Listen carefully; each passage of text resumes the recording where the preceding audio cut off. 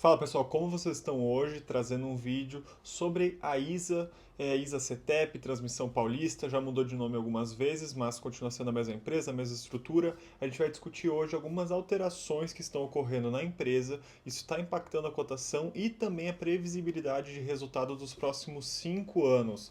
E esse vídeo não serve só para você que é investidor de ISA. Se você investe ou tem interesse em investir em qualquer empresa elétrica que envolva transmissão, como por exemplo a própria ISA, a Alupar, a CEMIG, a Taesa, todas essas quatro empresas, por exemplo, entre outras que envolvem transmissão de energia, todas elas acabam passando por uma mesma situação que a ISA está passando hoje em dia. Então, assista esse vídeo até o final, é muito importante mesmo, principalmente se você investe em ISA CETEP, mas se você investe nas outras também é de suma importância que você assista isso, certo? A gente está passando por um cenário macroeconômico aqui no Brasil que envolve uma alta de juros. A gente está lidando com empresas que têm uma alavancagem um pouco diferente dos outros setores, principalmente dos outros setores elétricos, como por exemplo empresas que se dedicam apenas à geração de energia. Quando a gente fala aqui de empresas de transmissão, a gente lida com alguns pontos um pouco diferentes. Mas sem se estender mais, vamos direto aqui para o vídeo. A gente vai começar analisando fundamentalmente a empresa, certo? Então a gente vai começar com essa análise fundamentalista, analisar esse cenário frio dela. E em seguida, a gente vai para o relatório para o investidor da empresa, onde ela divulgou os dados oficiais dela do último semestre, certo? Onde a gente também vai falar um pouco sobre como que vai ser esses próximos anos. Porque ali nesse relatório tem mais de 45 páginas, porém eu condensei aqui só as partes importantes. Então, de 45 páginas que você não vai ter o trabalho de ler, eu li tudo e trouxe aqui mais ou menos 5 slides para a gente conseguir discutir os pontos principais, beleza?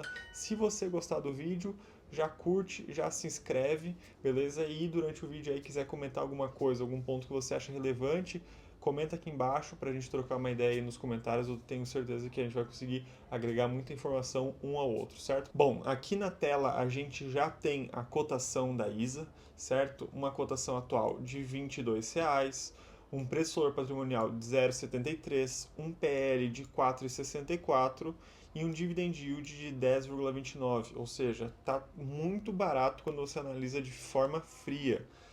0,73 de preço-valor patrimonial, como se a gente estivesse comprando com 27% de desconto. Isso é realmente muito barato. Um PL abaixo de 5 também está muito atrativo aqui para a gente, certo, pessoal? E um dividend yield excelente, 10% ao ano. Além do crescimento que ela já tem do lucro, ela ainda distribuir 10% da sua cotação em forma de dividendos é ótimo. Aqui, quando a gente analisa esse gráfico, ele está em cotação ajustada. Então, essa cotação aqui inclui os dividendos. É como se você estivesse investindo e recebendo os dividendos e reinvestindo eles. Então, uma forma mais precisa da gente analisar quanto que uma empresa se valorizou realmente, porque a gente tem que considerar que a cotação cai quando ela distribui dividendos e a gente precisa agregar isso na cotação final. Então, é como se você tivesse investindo para o longo prazo nos últimos 10 anos, que é o que a gente foca aqui, 5, 10, 15, 20, mais anos aí pela frente, como se você tivesse investido R$ 5 aqui e você chegou a bater a quase R$ 30, certo? Em 2024, atualmente estando em torno de 24, R$ 23. Beleza, pessoal? Então, realmente uma valorização muito, muito interessante, uma empresa que tem uma ascensão muito grande nos últimos anos. Quando a gente analisa aqui dos últimos 5 anos para cá, ela não teve uma valorização tão extrema, certo? Então, quando a gente analisa daqui nesse ponto de 2020 até 2025, não foi tão relevante. Porém, quando a gente pega aqui a recuperação dela desse período de 2015, que foi um período bem crítico para as elétricas, aí sim a gente tem um retorno absurdo, extremamente atrativo, certo, pessoal? Bora. Quando a gente analisa aqui os outros dados, vamos lá. Payout de 50%, ou seja, tudo que ela lucra, ela distribui 50%. Então, se ela lucra R$ 100, ela mantém com ela uma parte e os outros 47,9% ela distribui. Esses 47% aqui são equivalentes a 10% da cotação atual dela, certo? Uma margem aqui, margem bruta de 40%, ou seja, uma margem extremamente atrativa, uma margem sobre a EBITDA de quase 60%, um ROI de 15, então isso significa que quando ela reinveste esse valor nela própria, esse valor que ela não distribuiu, ela reinvestiu. Esse valor retorna para ela em torno de 15 a 16%, ou seja, é como se ela reinvestisse nela própria, rendesse mais do que a própria renda fixa, que seria em torno de 10%. Ou seja, isso aqui é um ótimo indicador para saber se vale o risco de investir numa empresa de renda variável ou não. A gente sabe que aqui ela consegue retornar valor nela própria. Muito se fala que o melhor investimento que uma empresa pode fazer é reinvestir nela própria e a ISA confirma isso com esse ROI de 16%, beleza? A gente vê aqui que a gente tem uma dívida bruta menor que o patrimônio, então aqui está abaixo de 1, isso é importante para a gente, certo? Então a gente tem aqui abaixo de 1, isso é bom. A dívida líquida por EBITDA está 2,55, é um pouco esticado, certo? Mas isso se correlaciona bem com o cenário que a gente está vivendo de uma Selic mais alta, então não é nada que pegue a gente de forma desprevenida, afinal já é algo previsível.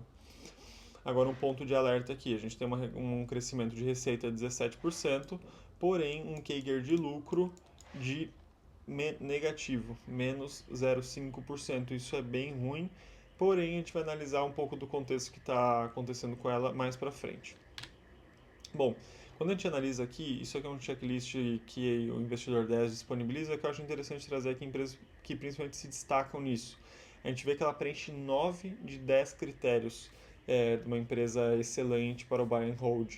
O único que ela não preenche é o crescimento de lucro, e esse crescimento de lucro a gente ainda vai entender o que está acontecendo com ele, porque tem suas nuances aqui, certo? Não é algo que não tem motivo para estar acontecendo.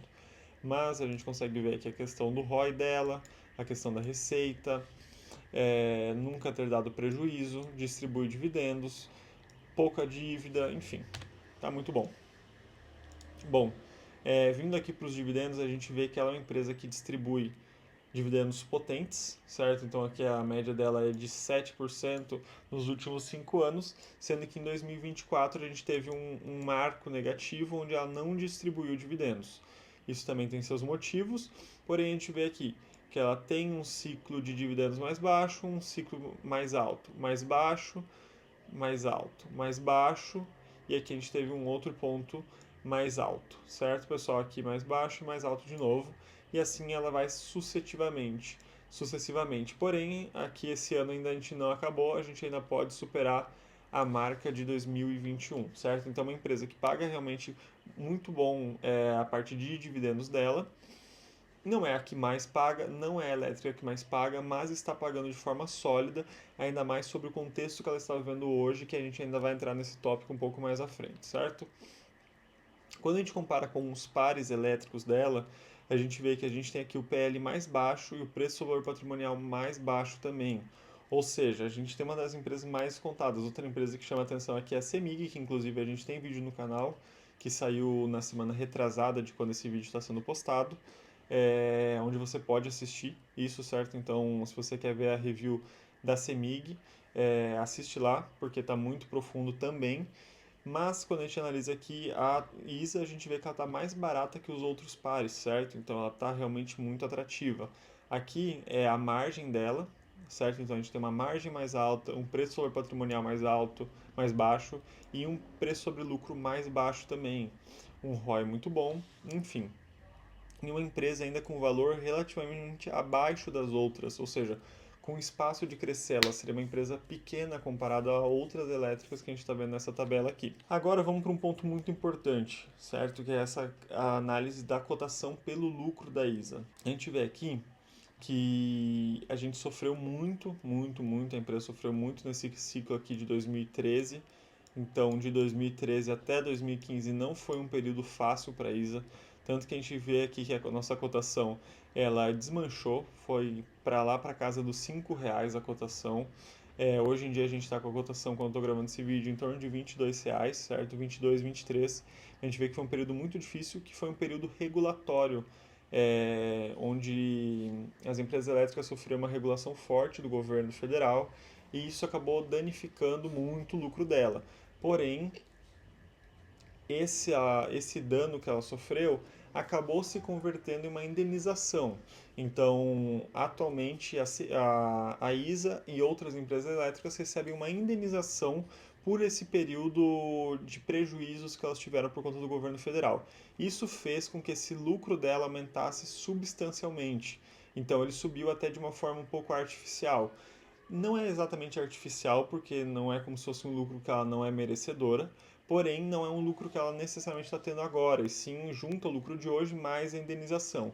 E esse ponto é extremamente relevante para a gente entender o caso que a Isa está passando aqui e por que ela está passando certa complexidade com a cotação dela, beleza? Então a gente teve esse pico aqui em 2016 e desde então a gente vê um crescimento constante de lucro. Quando a gente analisa aqui a janela dos últimos 5 anos, então das últimas 5 barrinhas aqui, a gente vê que o lucro dela está um pouco mais baixo, certo? Então aqui ela teve uma quedinha do lucro. Deixa eu tirar esses outros riscos aqui para ficar mais fácil da gente analisar. Ó, aqui se a gente pega desse período até agora, a gente vê que a gente teve uma quedinha do lucro. Por isso que a gente não preenche aquele critério do lucro subindo nos últimos 5 anos, o CAGR está um pouco abaixo, porém a gente vê que a receita está subindo.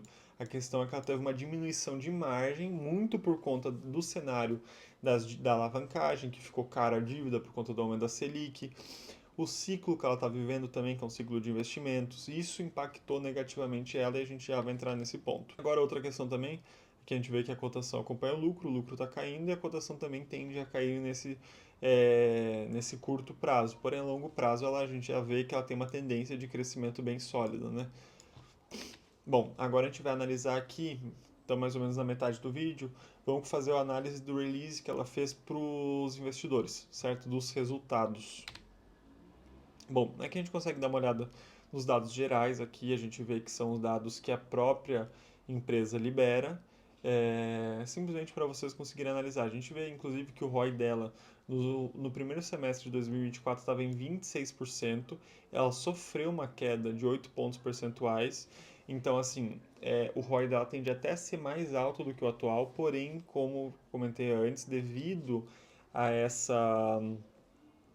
aumento da Selic acabou apertando um pouco as coisas e fez com que o lucro líquido dela tivesse tido essa queda também, certo? Então não é uma constante, é uma coisa que envolve mais o cenário atual, porém é importante a gente comentar aqui.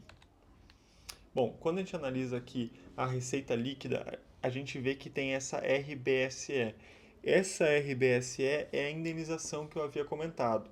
Então, quando a gente analisa o lucro dela, eles sempre acabam descontando a RBSE. Por que isso acontece? Porque isso vai acabar se repetindo. Tanto que, por exemplo, aqui embaixo, que agora apareceu esse negócio na frente, mas ali embaixo da tela vocês conseguem ver que está exceto RBSE. Então, removeu a RBSE para fazer o cálculo. Por quê? Pensa assim, você é uma pessoa que tem um salário de 10 mil reais, por exemplo. Você lida fazendo suas finanças mensais considerando esse salário de 10 mil reais. Então você investe 3 mil, deixa 10 mil livre para gastos com lazer, pega os outros 6 mil que sobraram, gasta com essenciais, vê se você consegue financiar alguma coisa, por exemplo, faz um investimento X, faz seus custos fixos, faz o mercado, enfim. Ok, é 10 mil reais que você tem de receita mensal. Porém, você trabalhava numa empresa e você moveu um processo trabalhista, por exemplo, contra ela, e você vai receber mais 10 mil reais, por exemplo, durante 6 meses. Então, 60 mil reais você vai receber distribuído durante 6 meses, 10 mil em cada mês. Então, durante 6 meses você vai receber 20 mil reais. Só que você recebendo 20 mil reais, você não pode subir o seu custo de vida e nem considerar que você tem uma receita mensal de 20 mil, porque isso é algo extraordinário, foge da ordem tradicional da sua receita mensal. Então a ISA faz isso aqui, ela já desconta da receita dela esse RBSE, porque ela considera, ó, tem essa receita aqui, porém essa receita tem essa parte que se trata dessa indenização, então não vou considerar como uma receita líquida. Beleza, entrou no caixa, porém isso não faz parte da minha receita que vai, por exemplo, calcular no PL, porque isso alteraria, isso deixaria os dados artificiais, por exemplo, e é algo muito correto que ela faça. Então isso também nos leva a outro ponto. Beleza, ela está recebendo uma baita indenização, mas essa indenização uma hora também acaba. Então isso também é uma coisa que a gente vai lidar um pouco mais para frente, essa parte da RBSE vai entrar um pouco mais para frente nos slides. Então vamos continuar aqui, não sair do vídeo para não perder essa parte que é muito importante. Mas dito esse disclaimer, vamos seguir aqui. Então a gente tem a nossa receita aqui com a RBSE, a receita normal, a receita líquida já descontado disso tudo. Aqui embaixo a gente vê a questão do endividamento da empresa. Então ela vem conseguindo controlar o volume de endividamento, porém o custo do endividamento aumentou. Então por mais que ela esteja devendo menos nominalmente, ela acaba devendo mais devido ao aumento das taxas, certo? Então está mais custoso. Aqui embaixo a gente consegue ver que atualmente ela está com esse caixa aqui, certo? Então um caixa de 1 bi e 800 milhões. Em 2025 vai vencer 254 milhões, 465 e assim vai. Até que a gente vê aqui que a gente tem um pico de dívida nesses anos de 2029, 30, 31, 32 e 33. Para isso, ela vai se preparar. Obviamente, se a gente calcular com o caixa de hoje, ela não consegue pagar isso. Afinal, só 2031 vai dar quase o caixa que ela tem hoje, porém, isso vai entrando novas receitas para ela e ela vai conseguindo pagar. Muito da dívida dela é ajustado pela IPCA e outra parte da dívida relevante é ajustado pelo CDI. O CDI acompanha a Selic. Então, hoje em dia a gente tem um cenário de inflação alta com Selic alta. Então, o Selic puxa o CDI e a inflação puxa a dívida atrelada ao IPCA. Ou seja, está ruim. Todos os tipos de dívida dela pioraram no cenário atual. Isso não era algo que ela contava quando fez, porém isso é algo que aconteceu e isso tende a fazer com que ela diminua o lucro, diminua a distribuição de dividendos e também acaba diminuindo o lucro líquido final. Aqui a gente consegue ver que durante esse período até 2028 está tudo certo, ela está com a dívida controlada. Agora a gente entra no cenário do porquê que ela está com tanta dívida e por que ela precisa se mover para quando acabar essa indenização. Então ela está fazendo investimentos pesados em infraestrutura, está fazendo diversos investimentos em reforços e melhorias, porque o que acontece? Quando a empresa, como a ISA, que tem uma concessão da ANEEL, para operar São Paulo, por exemplo, ela faz um reforço e melhoria, ela recebe um valor por isso. Então, ela recebe um dinheiro a mais só por fazer esse reforço e melhoria. E como ela tem muita linha elétrica, muito tempo de linha elétrica, ela até hoje tem geradores e equipamentos da década de 60. Ela tem muita coisa a melhorar. Ou seja, ela a partir do momento que ela vê que vai começar a receber menos dinheiro, ela começa a fazer reforços e melhorias, começa a atualizar isso, e isso vai trazendo dinheiro para ela, vai trazendo caixa, ela vai pagando essa dívida. Outro ponto também, ela está fazendo diversos investimentos aqui, então a gente consegue ver investimentos em projetos onde ela aumentou significativamente o reforço e melhoria dela, aumentou em torno de 10% esse investimento aqui, mas principalmente investimento Greenfield. Investimento Greenfield é quando você pega um campo vazio de postes, vazio de infraestrutura, completamente nulo, e você começa a construir do zero, começa a colocar tudo do zero, começa a colocar o poste, o gerador, o distribuidor, a infraestrutura de pessoal, contratação, enfim, está fazendo tudo do zero. E isso aumentou, esses investimentos aumentaram em 72%. Ou seja, ela está gastando esse valor, diminuiu o lucro líquido dela, porém tudo isso vai voltar mais para frente, afinal ela está fazendo esse investimento, não é à toa, não é uma empresa má gerida, ela está fazendo todo esse investimento porque sabe que vai voltar. Isso aqui, o reforço e melhoria gera caixa na hora e o Greenfield gera caixa no futuro quando os projetos estiverem prontos e entregues. Certo? Então aqui a gente vê a divisão entre investimentos de grande porte e investimentos de pequeno porte. Tá certo, pessoal? Aqui a gente já vê que tem alguns projetos autorizados, não necessariamente já estão em processo de construção, porque a empresa, a partir do momento que ela remata um campo novo, um novo local, ela tem até 5 anos para fazer a construção. Então ela não tem tanta pressa assim e geralmente a ISA também constrói rápido. Aqui a gente vê a receita permitida pela ANEEL para a ISA. Isso significa o quê? Todo ano que se passa, a ANEEL ajusta o quanto que as empresas elétricas vão poder receber. Então aqui a gente consegue ver quanto que é o RAP atual dela. Então ela tem acesso a receber 6,4 bilhões. Sendo disso aqui, a gente tem o RBSE, que ocupa 30% da receita dela. Aqui a gente tem 16% que já estão licitados, porém está em construção. Então, daqueles investimentos lá, daqui a alguns anos, conforme isso for sendo entregue, ela vai aumentar uma receita de 1 bi. Aqui a gente vê as licitadas operacionais e aqui do crescimento orgânico, certo, pessoal? Então, basicamente, esse aqui é o lucro que vai entrar para ela a partir dos próximos anos. Porém, a gente vê, a RBSE dela atualmente ocupa 1,9 bi e o futuro dela vai entrar 1 bi. Então, a gente ainda tem um déficit aqui até 2028 que ela vai precisar adicionar mais 900 milhões por ano para ficar elas por elas ou adicionar mais para não ter queda de lucro, para ter uma constante de crescimento. Aqui a gente consegue analisar quanto que está esse RBSE e quanto que está nos próximos anos também. Então a gente vê aqui que desde 2013 que ela começou a receber esse RBSE, a gente já recebeu 16 bi, mais o RBNI de 5,6 bi. Ainda vai ter mais 3 anos para ela receber, o ciclo 25-26, o 26-27 e o 27-28. Em 2028 acabam-se as RBSS. Ela não vai mais receber. Então, a partir de 2028, ela vai ter que começar a andar com as próprias pernas. Ela ainda vai receber o componente econômico, que é um valor menor até 2033, porém, esse então, é um valor que ela recebe por conta da RBSE, mas nem se compara com o valor que ela recebe hoje, que é o componente financeiro, que é 1,3 bi.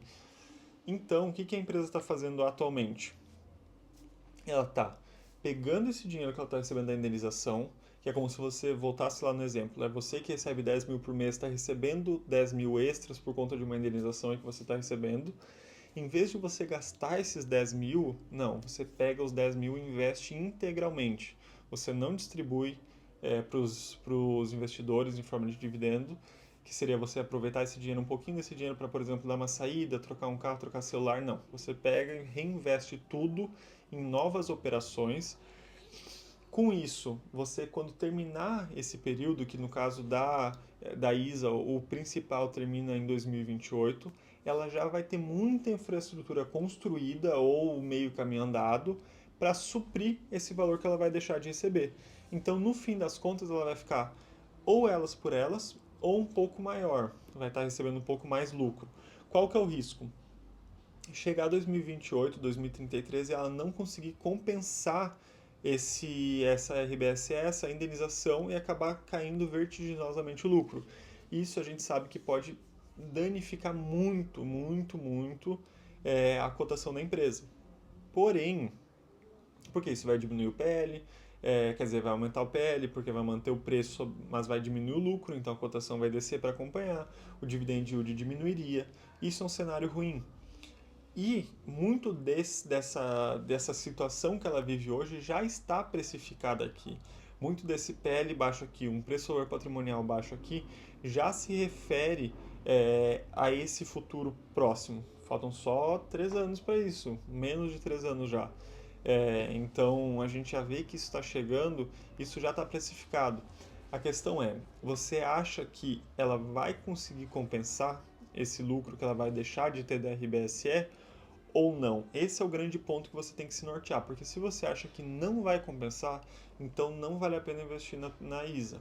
Porém, se você acha que ela vai manter ou até melhorar, aí sim vale. Eu, particularmente, invisto na ISA e acredito que ela vai não só manter, como vai compensar, assim como também vai poder crescer. E mesmo que ela tome uma pancada ali na hora, para mim vai servir como um momento de investir nela, baixar meu preço médio e continuar coletando os dividendos, porque eu acredito que é uma empresa muito boa para o longo prazo. Beleza, tem essa situação de curto prazo aí, de médio prazo, né, 3 anos, mas eu não acredito que vai impactar ela de forma extremamente negativa. O mercado geralmente é muito presunçoso, tenta prever como que as coisas são e ela acaba caindo no boato e subindo no fato, que é o que provavelmente vai acontecer, ou não, né? Pode realmente cair, só que se cair já está precificado, ela já está muito barata. Então é como, por exemplo, o Banco do Brasil. Ele, quando eu estou gravando esse vídeo hoje, faz pouco tempo, faz um mês que saiu os resultados do segundo trimestre de 2025, que veio um resultado muito ruim.